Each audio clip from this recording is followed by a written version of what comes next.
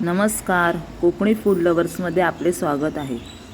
हे बघा किती छान कुरकुरीत अळूवडी झालेली आहे. तर आपण ती कशी करायची ते स्टेप बाय स्टेप बघूया. आणि हो, व्हिडिओला लाईक आणि सबस्क्राईब करायला विसरू नका. चला तर मग आपण बघूया. आता इथे मी 10-15 पानं घेतलेली आहेत अळूवडीची. ती स्वच्छ धुवून निथळत ठेवलेली आणि आता मी इथे अळूवडी करायला घेतली.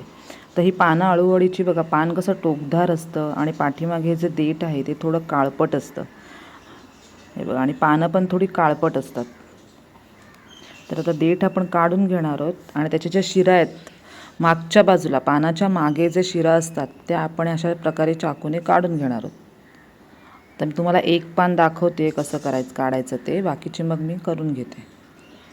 हे बघा, असं काढायचं. बाजूचे पण काढायचे. जे कोवळे आहेत शिरा त्या नाही काढल्या तरी चालतात, पण जे दाटसर आहेत, जाड आहेत, त्या आपण चाकूने काढायच्या. प्लेन करायचं पान.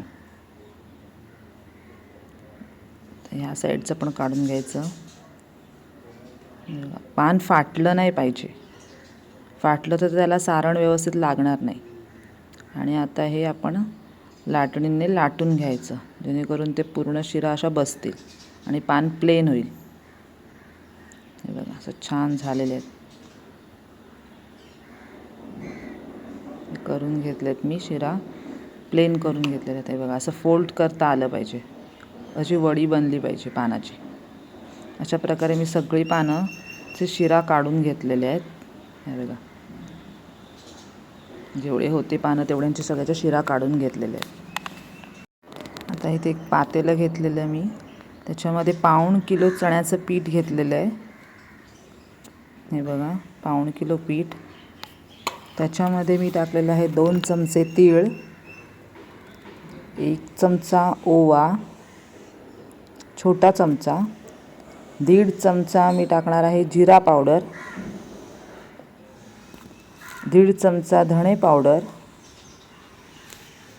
आणि चवीनुसार मीठ. 1 वाटी टाकणार आहे घरगुती मसाला. बघा, 1 वाटी मसाला घालणार आहे मी. 1 वाटी तांदळाचं पीठ,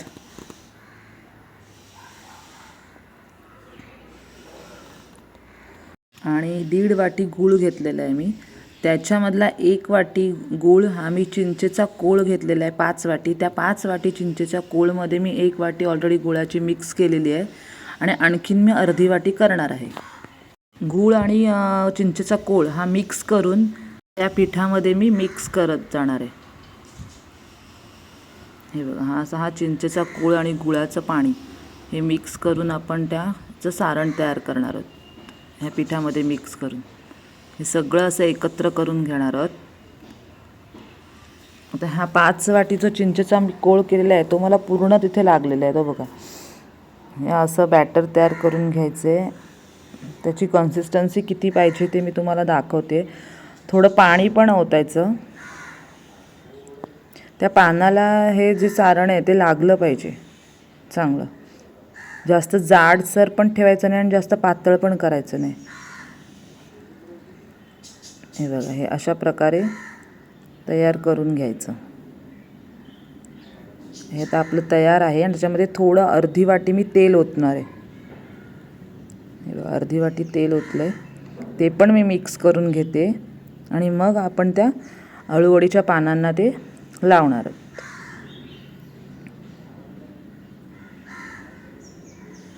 आता मी इथे हे बघा अळूचं पान घेतले पाटावर. हे तर लावायचं कसं ते बघूया आपण. बघा,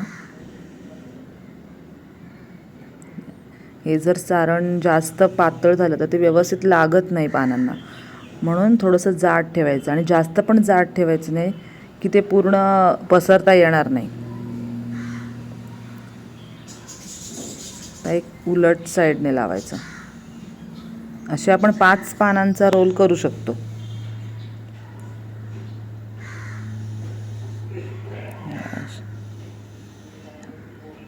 अळूवडी ही शक्यतो श्रावणातच छान वाटते खायला, तेव्हाच त्या अळूवडीला चव येते. म्हणून श्रावणात सगळेजण हे आलूवडी करतात. आणि आज आमच्याकडे आहे शीतळा सप्तमी. तर शीतळा सप्तमीला आम्हाला आलूवडी ही नैवेद्याला दाखवावीच लागते कोकणात. तर त्याच्यामुळे आम्ही ही आलूवडी शीतळा सप्तमीला करतोच.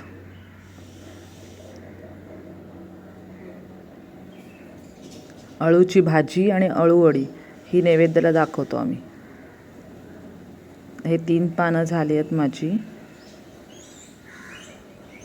आता ही मोठी असल्यामुळे मी जास्त पानं लावणार नाही आहे. हे बघा, अशी फोल्ड करून घ्यायची, घट्ट फोल्ड करायची आहे, जेणेकरून ती सैल राहिली तर त्याचे नंतर रोल्स पडणार नाहीत, लेयर्स नाही पडणार. त्याच्यामुळे चांगले फोल्ड करून घ्यायचे असे. आणि पानाच्या मागच्या बाजूला आपल्याला हे लावायचे सारण. असे छानपैकी असे हा रोल गोल करून घ्यायचा आहे. तांदळाचं पीठ टाकल्यामुळे ते कसं आहे, ती कुरकुरीत होते छान अशी. रोल तयार झाले. आता आपण साईडने त्याला अशी फोल्ड करून घेऊ.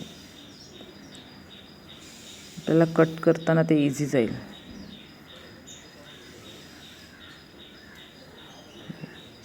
छान तयार झाले. अशा प्रकारे मी हे 4 रोल तयार करून घेतलेत.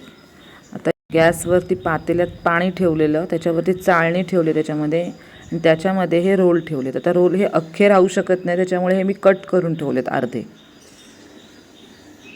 आणि आता आपण हे जवळजवळ अर्धा तास शिजवणार आहोत. पूर्ण ते वाफवून द्यायचे, त्याच्याशिवाय काढायचे नाही, नाहीतर मग ते कच्चे राहतील आणि आळूवडी ही आतून मग शिजणार नाही. हे बघा, तर मी अर्धा पाऊण तास जवळजवळ ठेवलेली आणि पूर्ण ही चांगली शिजलेली आहे आणि चांगली कडक झाली आहे.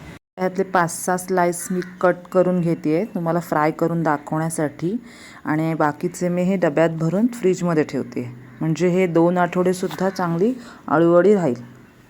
आणि आपल्याला हवी तेव्हा आपण हे फ्राय करून खाऊ शकतो. हे बघा, यातले 6 पीस मी कापून घेतलेले आहेत, कट करून घेतलेत आणि बाकीच्या डब्यात भरते. तर इथे फ्राय पॅन ठेवून ते मी कट करून घेतलेले आहेत. बघा, एवढे पातळचे स्लाइस करायचे, जास्त जाड करायचे नाही, जास्त पातळ करायचे नाही. ते आपल्याला उलटता पण आले पाहिजेत फ्राय पॅनवर, म्हणून जास्त पातळ नाही करायचे. आता तेल ओतून घेते. तेल गरम झालं की मग आपण आता याच्यामध्ये आळूवडीचे जे हे स्लाइस आहेत ते आपण फ्राय करणार आहोत. तेल पहिले कडकडीत तापवून घ्यायचं, मग गॅस लो करायचा आणि मग हे फ्राय करायचे, कारण नाहीतर मग हे करपतील. ही जी आळूवडी आहे ती जास्त पण आपल्याला ब्राऊन करायची नाही आहे आणि जास्त कच्ची पण ठेवायची नाही आहे. हे आता मी सगळे 5-6 पीस त्यात फ्राय करून घेते. काही जणं डीप फ्राय पण करतात, पण त्याला ऑइल जास्त लागतं. तर शॅलो फ्राय करायला आपल्याला ऑइल कमी लागेल.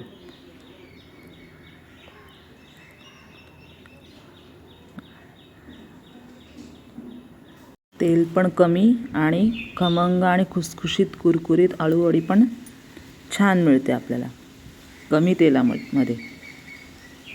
लेयर्स पण खूप छान पडलेत.